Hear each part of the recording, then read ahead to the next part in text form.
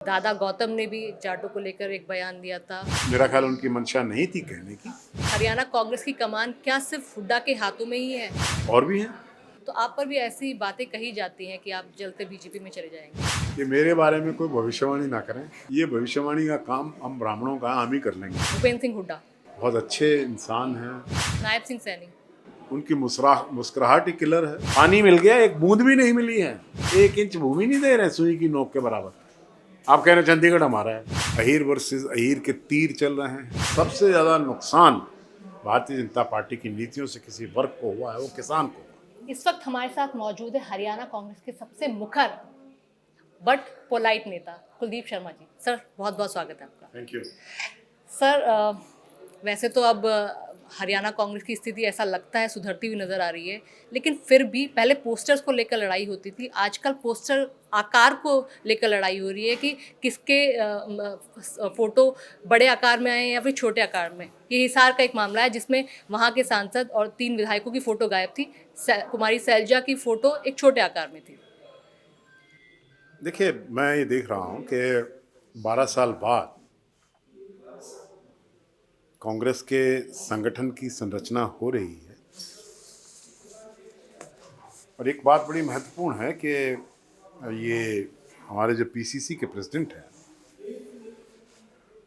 उनके तजर्बे से या अब तक का उनका जो कार्य हुआ है उसके आधार पर मैं कह सकता हूँ कि वो पार्टी को बड़े तरीके और सलीके से, बड़ी नम्रता से और विनम्रता से सबके कद को समझकर पार्टी में सबको साथ लेकर चलने का वो प्रयास कर रहे हैं और वो सफल भी होंगे।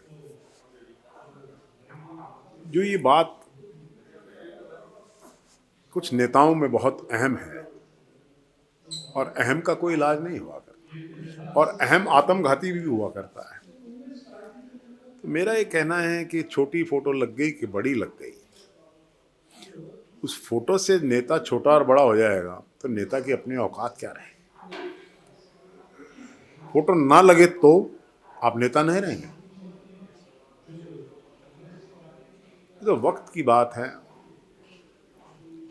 लोग समय के अनुसार फोटोएं लगाते हैं, जिसका वक्त है उसकी फोटो लगा देंगे, लेकिन जिसकी फोटो लगी है वो नहीं देखता है, समझ नहीं पाता है। एक गाना है कि जिंदगी के सफर में गुजर जाते हैं जो मकाम वो फिर नहीं आते, और आदमी इसी का एक अंतरा है, ठीक से देख पाता नहीं और पर्दे से मंजर बदल जाता है। तो ये जो फोटोओं के चक्कर में पड़े हुए हैं, ये अगर जमीनी स्तर पर जाकर काम कर लें, भारतीय जनता पार्टी की सरकार के फेल्यूर्स को लोगों के बीच में ले जाने का काम कर लें, बजाय इसके पोस्टर वॉर में लग जाए। सर, 4 महीने से बृजेंद्र सिंह और वीरेंद्र सिंह सद्भावना यात्रा निकाल रहे हैं और कम से कम 47 विधानसभाएं वो लोग कवर कर चुके हैं 90 में से। और लेकिन शुरुआत में आदित्य सुरजेवाला नज़र आए थे, लेकिन कांग्रेस का कोई भी बड़ा नेता नज़र नहीं आया। वो कहते कि हमने हर किसी को इनवाइट किया है, कांग्रेस के झंडे को लेकर वो सब विधानसभाओं में जा रहे हैं, लेकिन कांग्रेस का कोई नेता वहाँ पर जुड़ता हुआ नज़र नहीं आता है। To put the fact straight, Aditya Surjewala बहुत शुरुआत में नज़र आए थे। उसके बाद सुरजेवाला जी नजर आए, मैं और वो इकट्ठे भी गए। उसके बाद कैप्टन अजय यादव, शैलजा जी, कई विधायक, करीबन 18 से 20 जिला कांग्रेस के अध्यक्षगण इस यात्रा से जुड़ चुके हैं। ये बड़ी सामयिक और महत्वपूर्ण यात्रा है। ये कहा गया है कि ये पार्टी की ये आधिकारिक यात्रा नहीं, लेकिन ये नहीं कहा कि कांग्रेस की यात्रा नहीं, क्योंकि झंडा हाथ के निशान का है और फोटो राहुल गांधी जी की है, प्रियंका जी की, सोनिया जी की, खड़गे जी की है।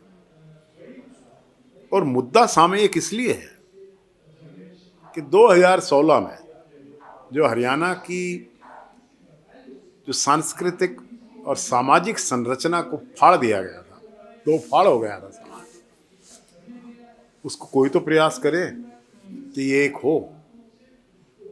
तो इस बात में कुछ लोग पड़े हुए हैं कि कितनी सफल हो गई है, कितनी नहीं हो गई। मेरा ये कहना है कि सोच अच्छी है, इरादे नेक हैं, और सोच और इरादे जब नेक हों तो उसके नतीजे भी अच्छे आया करते हैं।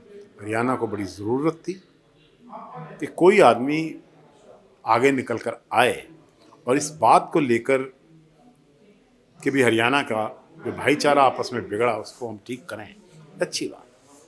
सर यूँ तो कांग्रेस पर कलेबाजी गुटबाजी के आरोप लगते हैं। रणदीप सुरजेवाला गुट अलग थलग नज़र आता है, सैलजा गुट अलग थलग नज़र आता है, एक हुड्डा गुट हो जाता है। लेकिन हाल फिलहाल में हमने कई ऐसे मामले देखे हैं जिसमें बीजेपी में भी गुटबाजी जैसे कुछ उदाहरण नज़र आए।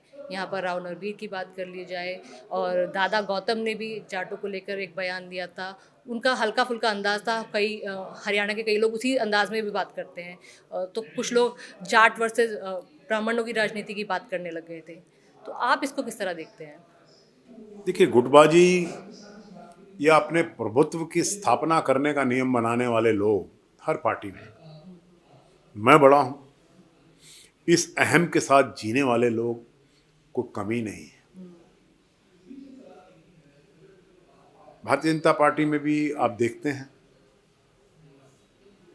फरीदाबाद में लड़ाई है, मैं नाम नहीं लूँगा।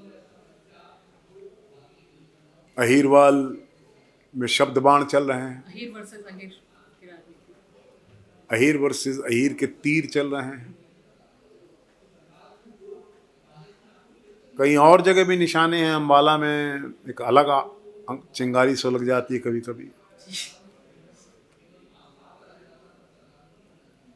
अहम का टकराव चल रहा है कई जगह। एक एक प्रोजेक्ट के केंद्रीय मंत्री भी और स्टेट के मंत्री दोनों ही उद्घाटन कर देते हैं। सब कुछ हो रहा है उधर भी, लेकिन आपकी मेहरबानी से, आपका मतलब मीडिया की, केवल मात्र कांग्रेस की बात की जाती है। लेकिन इस बार कांग्रेस में महत्वाकांक्षाओं का गेम चल रहा है, चलेगा, हर पार्टी में हुआ कर, नेचुरल भी है। ये थोड़ी है कोई राजनीति कर रहा है उसको महत्वाकांक्षा नहीं है। लेकिन महत्वाकांक्षा से पहले पार्टी को अगर रख लें, कहीं किसी आपकी बात से पार्टी को नुकसान ना हो, इस बात को अगर समझ लें, तो कोई गुटबाजी है ही नहीं। हर आदमी का अपना अपना प्रभाव। आपने सुरजेवाला जी की बात, देखिए Surjewala ji is a very young face of the party और आज राष्ट्रीय महत्व पे हैं। और मैं देखता हूँ उनको, वो बड़े संजीदा तरीके से सधे हुए जवान हैं। भारतीय जनता पार्टी में आक्रमण भी करते हैं, अपनी पार्टी का पक्ष भी रखते हैं। उनको बड़ी गंभीरता से लेना चाहिए। Is a well educated man. उन्होंने अपनी जो बात आपने कहा अभी रिसेंटली, आप ही के शायद चैनल पे चर्चा हुई है, उन्होंने कई मुद्दों को सार्वजनिक रूप से, देखिए रणदीप जी जैसे बहुत संभल के चलने वाले लोग, इतना उन्होंने कुछ कहा है, तो मैं समझता हूँ पार्टी के नेतृत्व को इसको बड़ी गंभीरता से लेना चाहिए। आफ्टर ऑल हम लोग दो दो तीन तीन पीढ़ियों से इस कांग्रेस के साथ बने हुए हैं। कांग्रेस को हम मजबूत हुए हैं या नहीं हुए हैं, कांग्रेस को मजबूत करने में हमारा योगदान है। उसको कुछ लोग नकारना चाहते हैं। उनका योगदान हो सकता है हमारे से बड़ा हो, लेकिन एक बहुत बड़ी कार के अंदर एक बहुत छोटा कार्बोरेटर भी लगा होता है। आप कोई जितनी बड़ी कार है, कार्बोरेटर क्या होता है, उसके बिना थोड़ी चल जाएगी। इसलिए पार्टी में सबको साथ लेकर चलने वाला नेतृत्व उभरना चाहिए। अभी हमारे अध्यक्ष बने हैं नरेंद्र जी, तो राव साहब का वाणी दोष नहीं है। वाणी दोष बड़ा भयंकर रहता है राजनीतिक व्यक्ति, बड़ी गंभीरता से, बड़े मिठास से। मैं I think is a perfect match to Nayab Singh Saini ji, हमारे माननीय मुख्यमंत्री जी क्योंकि उनको कहा जाता है कि वो हुड्डा के भी समर्थन में रहते हैं और शैलजा के भी करीबी माने जाते हैं। नहीं, वो पार्टी के समर्थन में रहें, हुड्डा जी के रहें, शैलजा जी के रहें, मेरे उनके छोड़िए, वो पार्टी के एक तो वो विनम्र हैं, जो क्वालिटी मेरे अंदर नहीं है। विनम्र हैं, सबको साथ लेने की क्षमता अपने आप बढ़ जाती है जब आप विनम्र हो जाते हैं। Non controversial. तो अब मुझे लगा है कि कांग्रेस के सर्जन के बाद मैं देख रहा हूँ कई मुद्दों पर, चाहे वो हमारा वोट चोरी का मुद्दा था, उस पर बड़े प्रभावी ढंग से हम जमीन पर उतरे। अभी भी राम जी जो ये है विकसित भारत योजना जो बीजेपी ने जिस महात्मा मनरेगा का नाम बदल के बनाई है, इसके खिलाफ भी कांग्रेस ने बड़े मजबूत प्रदर्शन देश में और प्रदेश में किया। बीजेपी तो कह रही है कि कांग्रेस वीवी राम जी को लेकर भ्रम फैलाने का काम कर रही है। हम रोजगार, बीजेपी का आरोप है। बात यह है कि महात्मा गांधी जी के नाम को बदलने की आवश्यकता काहे पड़ गई? कौन सा ऐसा, अगर वो नाम इसके साथ इसी के साथ जोड़ देते तो आधा आधा तो कांग्रेस का जो ऑब्जेक्शन है या कोई एतराज है वही खत्म हो जाना था। वो कह रहे हैं कि हम तो राम के वंशज है, तो राम राम राम कहने में क्या हर्ज है? तो हम किसके वंशज हैं? हम राम राम तो कहते ही हैं। महात्मा गांधी और कांग्रेस की कौन सी ऐसी सभा हुआ करती थी जिसमें प्रभात फेरियां ना होती और रघुपति राघव राजा राम का हम वो ना करते हों? तो क्या क्या बीजेपी कहे, कोई बीजेपी का आदमी, चुनौती है, कहे कोई बीजेपी का आदमी कि जी राम जी कह रहे हैं ये उस राम से संबंधित है क्या जो हमारे भगवान थे? बहुत बहुत लोग ऐसा कहते हैं। वो कहते हैं कि मकसद पूरा होना चाहिए, हम रोजगार दे रहे हैं, नाम में क्या फर्क पड़ता है, नाम से क्या नहीं पड़ता है तो ये क्यों कह रहे हैं कि राम का नाम है इसमें? अरे आप दोनों बात मत कहो। बीजेपी के लोग बाइनरी में उलझे हुए हैं, उससे कोई फायदा उनको, लेकिन उनका मुकाबला करने के लिए एक मजबूत संगठन कांग्रेस को निर्माण करना। कुछ लोगों ने कहा, उस पर ऑब्जेक्शन भी हुए, उसके रिएक्शंस भी आए कि भारतीय जनता पार्टी का जो ऑर्गेनाइजेशनल स्ट्रक्चर है वो हमारे से कुछ बेटर है। ऐसी इस बात पे शायद नाराज़गियाँ भी हुई। लेकिन मैं ये कहना चाहता हूँ कि हमें अपने आप को बहुत मजबूत करना पड़ेगा। एक पन्नों तक पहुँची हुई पार्टी और एक इतना बड़ा फाइनेंशियल मसल है उसके पास, इतनी बड़ी इन्वेस्ट करते हैं वो पार्टी के अंदर, और दूसरी तरफ हम जो 12 साल से संगठन ही नहीं था, संगठन की कमी से जूझ रहे थे और अभी तक पूर्ण निर्माण हुआ नहीं।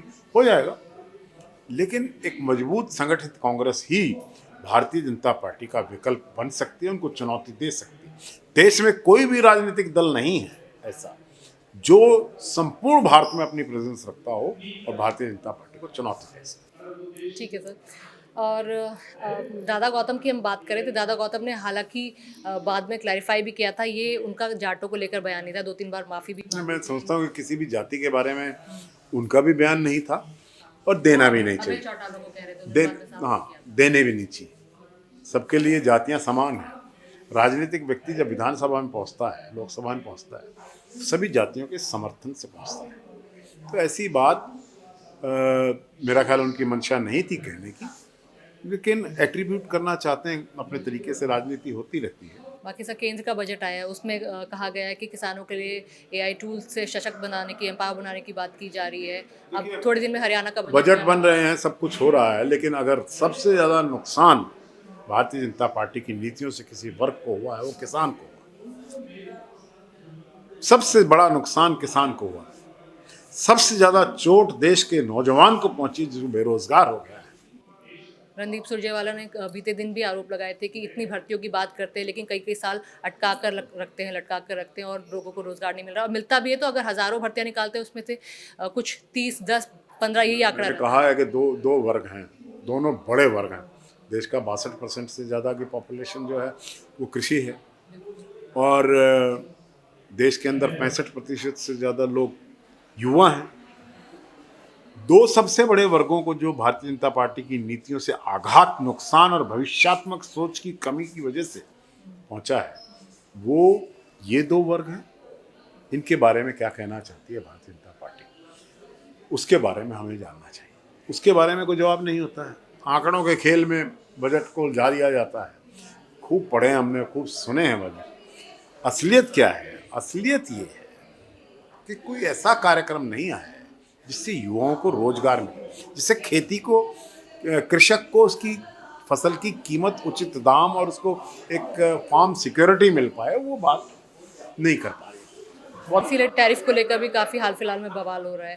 तो कहा जा रहा है कि जो नई नीति आ रही है इससे अमेरिका के फार्मर्स को ही फ़ायदा होगा, जो सबसे ज़्यादा नुकसान हरियाणा और पंजाब के किसानों को झेलना पड़ेगा। ये मोदी जी की बिल्कुल भी अच्छी नीति नहीं है। देखिए, जो ट्रेड डील है अभी साइन नहीं हुई है, इसका पूरा मसौदा किसी को पता नहीं है। एक बार पूरा मसौदा आएगा तो इस पर पूरी चर्चा होगी। पूरा इसके, अगर ये भारत के हित में नहीं है तो इसका पूर्ण विरोध हम करेंगे। लेकिन विरोध का पटल रहता है लोकसभा और राज्य में विधानसभा। मैं देख रहा हूं कि विरोध करेंगे कहाँ। सदन में भी होना चाहिए और सदन के बाहर भी होना चाहिए। सदन में तो कुछ हो ही नहीं रहा। आरोप प्रत्यारोप, व्यक्तिगत आकांक्षाएं, तू बड़ा मैं छोटा और मैं तू छोटा, इस बात में उलझी हुई सभी वाद विवाद, इसके अलावा नॉन प्रोडक्टिव कितना इशू बेस्ड बहस हुआ करती थी। एक दिन में 32 बिल पास हो जाते हैं लोकसभा में। कभी 1952 की लोकसभा थी, एक एक बिल पर 3 दिन चर्चा रहती थी। चर्चाएं नहीं हो रही हैं, बायकॉट हो रहे हैं। कभी कोई कर रहा है, कभी कोई कर रहा है, कोई स्टॉल कर रहा है, कोई बोलने नहीं दे रहा है। ये जो इस प्रकार, ये सारा देश का लोकतंत्र का मजाक बनाया हुआ है। ये इस चीज की चिंता नहीं कि स्टैंडर्ड ऑफ डिबेट होना क्या चाहिए, किस प्रकार के मुद्दों पर बहस, स्ट्रक्चर्ड बहस क्यों ना हो, उस तरफ जाना चाहिए। सर, एसवाईएल इतना बड़ा मुद्दा रहा है, लेकिन अभी हाल फिलहाल में ही पंजाब के सीएम भगवंत मान और हरियाणा के सीएम सैनी दोनों एक साथ आकर प्रेस कॉन्फ्रेंस करते हैं, शायद जिसकी किसी ने उम्मीद भी नहीं की होगी। इसको किस तरह देखते हैं? ये सुप्रीम कोर्ट की डायरेक्शन है, both the chief minister should talk. लेकिन अब सैनी जी पंजाब जा रहे हैं ना, काफी लेके आएंगे पानी, क्योंकि पंजाब तो हमेशा ही पानी की कमी से खलता रहा है। वो तो ठीक है। अब सैनी जी जा रहे हैं ना, पंजाब में जा रहे हैं और हरियाणा का पानी ले आएंगे, खत्म हो जाएगा। सर, छोटा सा रैपिड फायर राउंड, एक एक नाम बोलूंगी, आपके जहन में जो भी फर्स्ट वो आएगा आप वर्ड आप वो बोल सकते हैं। भूपेंद्र सिंह हुड्डा।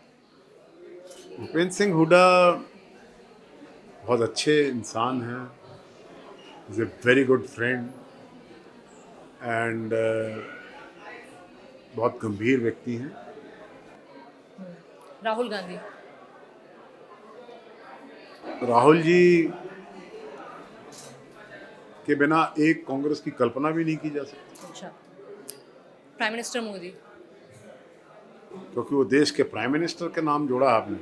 मैं देश के प्रधानमंत्री का बहुत सम्मान करता हूँ। ठीक है। नायब सिंह सैनी। नायब सिंह सैनी, उनकी मुस्कुराहट ही किलर है। किलर मुस्कुराहट है। अच्छा, अभी भी हरियाणा कांग्रेस की कमान क्या सिर्फ हुड्डा के हाथों में ही है? हुड्डा साहब कांग्रेस के एक महत्वपूर्ण नेता हैं, और भी हैं। देखिए, क्योंकि वो 10 साल चीफ मिनिस्टर हैं, ही इज टॉलेस्ट अमंगस्ट, सबसे बड़ा कद, भूतपूर्व मुख्यमंत्री होने के नाते हुड्डा साहब का है। और हम उनका सम्मान करते हैं, और जो और नेता उनका भी सम्मान करते हैं। और परस्पर सम्मान की राजनीति से ये कांग्रेस आगे बढ़ सकती है। शैलजा जी का कितना लंबा, she is the 5th term MP, 3 bar union cabinet minister रही हैं। और रणदीप जी की बात करें, क्योंकि आप इन तीनों का ही नाम लेते रहते हैं, बहुत संजीदा है। कलात्मक श्रेणी के स्पीकर हैं, शब्द को समझते हैं, पहचानते हैं, उसी अंदाज में बोलते हैं। I have deep respect for him, younger to me. और कुछ? अभय चौटाला, उनका नाम लेते हैं तो क्या दिमाग में आता है? देखिए, अभय चौटाला जी एक बहुत बड़ी राजनीतिक विरासत से निकले हैं और आई सी चेंजेस इन हिम नाउ, बदल रहे हैं और I can wish him good luck. Sir, आप पर भी आप ही की पार्टी के लोग, हाल फिलहाल में राधेश्याम शर्मा जी ने भी कहा था और फिर बाद में उन्होंने माफ़ी भी मांगी थी, क्लैरिफिकेशन भी दे दी कि मैंने कुछ और सुना था। तो आप पर भी ऐसी बातें कही जाती हैं कि आप जल्द बीजेपी में चले जाएंगे, तो इन ऐसे लोगों को आप क्या कहना चाहेंगे? देखिए, मैं उनको समझाना चाहूँगा, कह तो कौन किसको सकता है, कि मेरे बारे में कोई भविष्यवाणी ना करें। ये भविष्यवाणी का काम हम ब्राह्मणों का हम ही कर लेंगे, तुम अपने शांति रखो। कौन कहाँ जा रहा है? अब राधेश्याम जी ने ऐसी बात क्यों कही जो उनको 24 घंटे से पहले वापस लेनी पड़ी? इसलिए कोई और भी आदमी मेरे बारे में ऐसी बात करे, इसको समझना चाहिए। हाँ, एक सलाह है मेरी आपके माध्यम से कि जो बात मैं उठाता हूँ उसको व्यक्तिगत रूप में ना लें। मैं कभी कांग्रेस के खिलाफ नहीं बोलता हूँ, लेकिन छुट भइयों को मेरे ऊपर रहम कर दो। मैं जानबूझ के उलझता नहीं हूँ। I don't provoke fights, but if I do then funerals follow, mine or I don't care। एक मुद्दा जो महत्वपूर्ण ढंग से आप लोग सब नहीं उठा रहे हैं, हरियाणा की आइडेंटिटी का, हरियाणा के कल्चर का, हरियाणा की धार्मिक और सामाजिक विरासत का, हरियाणा के भाईचारे का, लेकिन वो चंडीगढ़ में नहीं मिलेगा। छत्तीस बिरादरी का, वो तो खुद ही बोल रहे हैं कि अब नायब सिंह सैनी सरकार तो ये बोल रही है कि हमें इल्ज़ाम लग रहे इस तरह के कि चंडीगढ़ में विधानसभा हो ना हो वो मामला अलग उठ रहा है और यहाँ पर छत्तीस बिरादरी की भी एक बात की जाती है। फिर भी मुझसे अगर पूछा जाएगा, मैं चंडीगढ़ में रहा हूँ, मेरा बॉयहुड चंडीगढ़ का है, कॉलेज यहाँ चंडीगढ़ पढ़ा हूँ। मुझे चंडीगढ़ से कभी सेंस ऑफ बिलोंगिंग नहीं है इतने लंबे समय तक यहाँ रहने के बाद। क्यों? हरियाणा का यहाँ कोई कल्चर नहीं है। हम अपनी स्टेट का कल्चर इसकी कैपिटल में रिफ्लेक्ट होता है। कितनी बड़ी इकोनॉमिक बूस्ट हरियाणा को मिलेगा, हरियाणा की अपनी कैपिटल हो। तो क्या चंडीगढ़ नहीं रहनी चाहिए? चंडीगढ़ तो पॉलिटिकल इश्यू है ना, उसको पॉलिटिक्स से दूर करके भावनात्मक मुद्दे, इसके नाम पर तो वोट मांगने की मशीन बना दिया है पानीपत, ये चंडीगढ़, पानी, टेरिटरी, अब और फाजिल्का। 60 साल से इस देश में आज़ाद हो गया है, हमारा कॉन्स्टिट्यूशन है, कोर्ट्स बैठी हैं, हो गया किसी का फैसला? अरे इससे निकलो बाहर भाई। आपके लिहाज से क्या होना है? मैं समझता हूँ कि करनाल और कुरुक्षेत्र के बीच में हरियाणा को, जो सेंटर है हरियाणा, एक कैपिटल अपनी बिल्ड करनी चाहिए और गवर्नमेंट ऑफ इंडिया को कम से कम 2.5 लाख करोड़ रुपया हमें हमारी कैपिटल डेवलप करने के लिए देना चाहिए। हम अपनी कैपिटल खुद बनाएं, हरियाणा के कल्चर, हरियाणा की राजनीतिक धार्मिक विरासत और धरोहर के नाम पर बनाएं। हम गीता की नगरी में गीता का संदेश देने के लिए अपनी कैपिटल बनाएं। हम मेरा ये, मैं अगर ये बात कह रहा हूँ, हो सकता है ये बात बहुत लोगों को पसंद ना आए, क्योंकि पानी के नाम पर, बिजली के नाम पर, चंडीगढ़ के नाम पर बड़े बड़े एजिटेशन हरियाणा में, बहुत बहुत राजनीतिक सितारे इसमें से निकले हैं, चमके हैं। किया क्या है? हो गया क्या कुछ? अब और मिल गया, फाजिल्का मिल गया, पानी मिल गया, एक बूंद भी नहीं मिली है। अरे इसका हल ढूंढो। आपको चंडीगढ़ में तो विधानसभा बनाने के लिए 1 इंच भूमि नहीं दे रहे, सुई की नोक के बराबर। आप कह रहे चंडीगढ़ हमारा है। अरे अगर हम विधानसभा अपनी बनाना चाहते हैं, क्यों नहीं अप्रूव हुआ? अभी 10 एकड़ में बन जाती। प्रपोजल अच्छा था, सब दल उस पर एग्री भी कर रहे थे। अब वो विधानसभा छोटी पड़ जाएगी, परिसीमन जब हो जाएगा तो कहाँ बिठाएंगे? इस बात को भविष्यात्मक सोच से चलना चाहिए। पानी के बिना लोगों का गला ही नहीं सूखेगा, खेत ही नहीं सूखेंगे, आने वाली पीढ़ियों का भविष्य सूखेगा। सर, एज अ पोजिशन अगर सदन में आप इन दोनों नामों की पेशकश कांग्रेस की तरफ से की जाएगी, क्योंकि आपने दो नाम सजेस्ट कर दिए, करनाल और कुरुक्षेत्र। ये कांग्रेस का, ये मेरा व्यक्तिगत व्यू है। मतलब वही कांग्रेस कांग्रेस क्या करेगी वो तो कांग्रेस की पार्टी में डिस्कस होगा। कांग्रेस के डिफरेंट लेवल्स हैं, चैनल्स हैं, वहाँ डिस्कस होगा। लेकिन मेरा ये मानना है कि हमें इस प्रकार के आंतरिक संघर्ष से निकलना चाहिए। हमें अपने भविष्य में अपनी आने वाली पीढ़ियों को हरियाणा की एक राजधानी देनी चाहिए जिसमें हरियाणा की कल्चर और धरोहर हो। अब कहीं हम घूमते फिरते, कभी घूमते, 90% people who live in Chandigarh are not from Haryana. 10% लोग हैं जो भी गवर्नमेंट एम्प्लॉय है। हमारे लॉयर्स प्रॉस्पर नहीं कर पाए। 80% डोमिनेशन पंजाब लॉयर्स की है। जुडिशरी पर उनके कब्जे हैं, बिल्डिंगों में उनके कब्जे हैं। तो नाम के लिए यहाँ पर आप बैठे हो। हमने पानी पंचकुला में बहुत कुछ शिफ्ट किया है, हमारे बहुत हेडक्वार्टर्स वहाँ हैं, लेकिन Panchkula in my opinion is not a right place. जाते जाते कांग्रेस के लिए कोई मैसेज, अपनी पार्टी के लिए कोई मैसेज? कांग्रेस से तो मैं कहूँगा अहम को भूलो, वहम को भूलो, रहम करो पार्टी पर और सब इकट्ठे होकर भारतीय जनता पार्टी के साथ संघर्ष में इकट्ठे हो। तो ये थे हमारे साथ कुलदीप शर्मा। ये फ्लावर नहीं, फायर है, इनकी बात आपको सीरियसली लेनी चाहिए। नमस्कार।